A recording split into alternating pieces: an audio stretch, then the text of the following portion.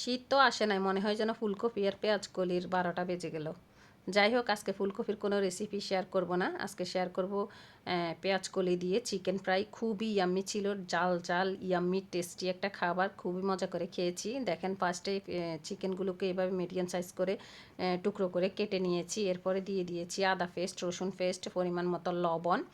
এরপরে এখন দিয়ে দিব হলুদের গুঁড়া পরিমাণ মতো করে। এটা আপনাদের মাংসের আইডিয়া অনুযায়ী আইডিয়া করে দিতে হবে, মানে মাংসের পরিমাণ অনুযায়ী। এরপরে দিয়ে দিলাম মরিচের গুঁড়া, এরপরে ধনিয়া গুঁড়া পরিমাণ মতো, জিরা গুঁড়া এরপরে দিয়ে দিলাম পেঁয়াজ কুচি। তো পেঁয়াজ কুচিটাকে একটু বেশি পরিমাণে দিতে হবে। এরপর দিয়ে দিলাম পরিমাণ মতো তেল। এখন দিয়ে দিব সয়া সস 2 টেবিল চামচের মতো, আইডিয়া করে দিয়ে দিলাম, আমি চামচ মেপে নিই নাই। তো এরপরে এগুলোকে ভালো করে কষলে মেখে নিচ্ছি, যেহেতু এগুলো একটু অল্প কিছুক্ষণ ম্যারিনেট করে রেখে দিব, সেই জন্য ভালো করে কষলে মেখে নিব, যেন মশলাগুলো সবগুলো একটার মধ্যে মানে চিকেনগুলোর মধ্যে ঢুকে।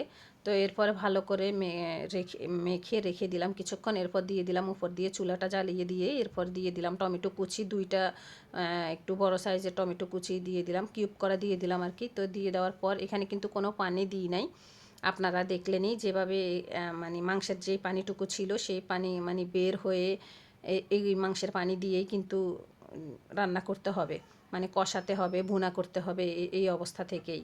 তো এরপরে যখন টমেটোগুলো গলে আসলো একটু, এরপর আমি নেড়ে ছেড়ে দিলাম, মানে ফুটে উঠলো, তখন এইগুলোকে ভালো করে নেড়ে ছেড়ে আবার ঢেকে দিলাম, আবার কিছুক্ষণ রান্না করলাম। এভাবে কিন্তু পানিগুলোকে শুকিয়ে নিতে হবে, নেড়ে ছেড়ে বারবার করে ডেকে ডেকে। আমরা আবার নতুন করে কোনো পানি ইউজ করব না।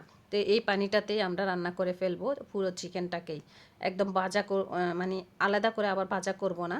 তো এভাবে করে ভাজা ভাজা করে দাঁড়িয়ে থেকে কষিয়ে কষিয়ে, মানে ঝোলগুলো কমিয়ে কমিয়ে এরপরে একদম ঘন ঘন হয়ে আসছে দেখেন। তো এভাবে করে আমরা রান্না করে নিব। এরপর এখানে আমরা আলু দিয়ে দিচ্ছি, আপনারা চাইলে আলুটা স্কিপ করতে পারেন, কারণ আমরা আলু লাভার ফ্যামিলি, মানে ফুললি আলু লাভার। তো আলু দিতেই হবে, আলু না দিলে এটা মানে আমার বেবিদের কাছে মজা লাগে না। তো আলুটা আমি দিয়ে দিচ্ছি, একটু ভাজি করে নিয়েছি লবণ হলুদ মরিচ মেখে। তো আপনারা চাইলে এটা স্কিপ করতে পারেন। এরপর দেব যে পেঁয়াজ কলি একটু 1 ইঞ্চি পরিমাণ করে কেটে রেখেছি, এগুলোকে একটু বড় সাইজ করে কেটে নেবেন, আপনাদের সাইজ অনুযায়ী আপনারা কাটবেন। এটা মানে বড় কাটলেই ভালো।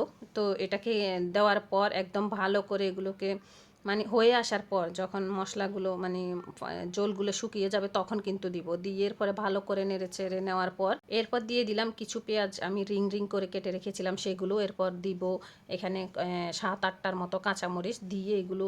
এখন প্রায় তরকারিটা হয়ে গেছে, মানে আমার রেসিপিটা প্রায় কমপ্লিট। এখন এই পর্যায়ে এসে আমি কিন্তু এগুলো দিচ্ছি।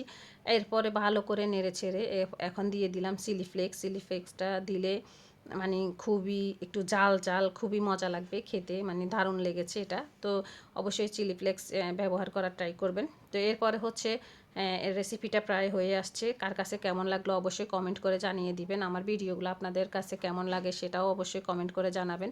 তো ভালো লাগলে অবশ্যই একটা লাইক কমেন্ট শেয়ার করে দিবেন, না ভালো লাগলে স্কিপ করে যাবেন নিজ দায়িত্বে। তো সবাই ভালো থাকবেন।